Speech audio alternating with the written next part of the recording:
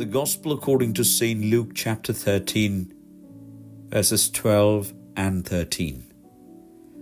When Jesus saw her, he called her forward and said to her, "Woman, you are set free from your infirmity."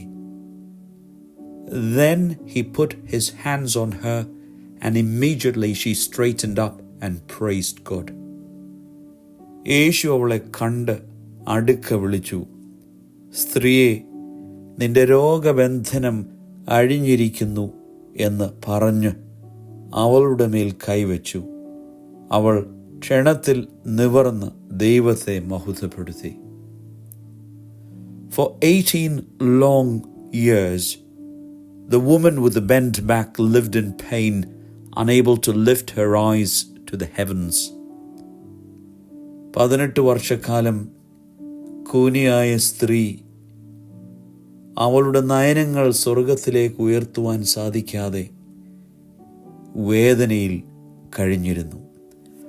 Bound by her affliction, she saw only the dust of the earth, the weary path beneath her feet. ഈ രോഗബന്ധനം മൂലം അവൾക്ക് അവളുടെ കാലുകൾ മാത്രം, ഭൂമിയിലെ മണ്ണ് മാത്രം കാണുവാൻ സാധിക്കത്തുള്ളായിരുന്നു. But then Christ saw her, not as a burden, not as a sinner to be condemned, but as a daughter of Abraham worthy of healing. ഈ കൂനിയായ സ്ത്രീക്ക് ആരെയും കാണുവാൻ സാധ്യമല്ലായിരുന്നു. എന്നാൽ ക്രിസ്തു അവളെ കണ്ടു. ഒരു ബാധ്യതയായിട്ടല്ല, ഒരു പാപിനിയായിട്ടല്ല, പിന്നെയോ സൗഖ്യം നൽകുവാൻ പ്രാപ്തിയുള്ള അബ്രഹാമിൻ്റെ മകളായിട്ടാണ്.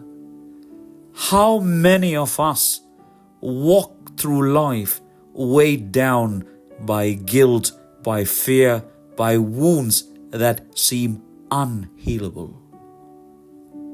നമ്മളൊക്കെയും നമ്മുടെ ജീവിതത്തിൻ്റെ ഭാരങ്ങൾ മുഖാന്തരം ആത്മീയമായ കൂനുകൊണ്ട് നടക്കുന്നവരാണ്.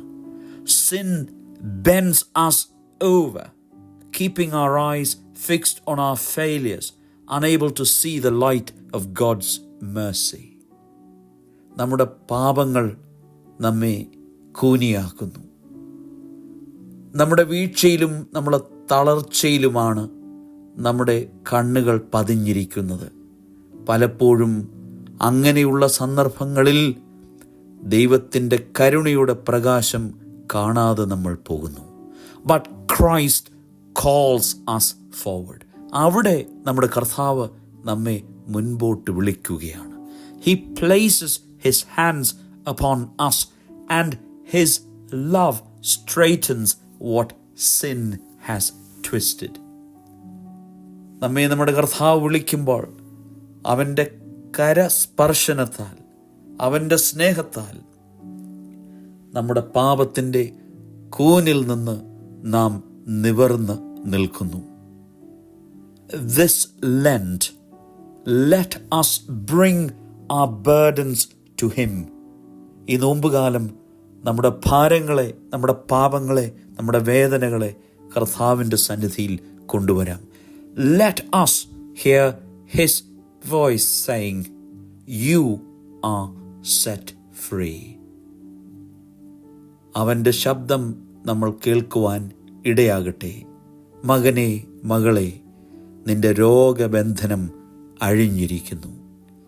And may we, like the healed woman, rise and glorify God. കൂനിയായ സ്ത്രീയെപ്പോലെ നമ്മളും നിവർന്നു നിന്ന് ദൈവത്തെ മഹത്വപ്പെടുത്തുവാൻ ഇടയാകട്ടെ. ദൈവത്തിൻ്റെ പരിശുദ്ധാത്മാവ് നമ്മെ ശക്തീകരിക്കട്ടെ. ദൈവം അനുഗ്രഹിക്കട്ടെ.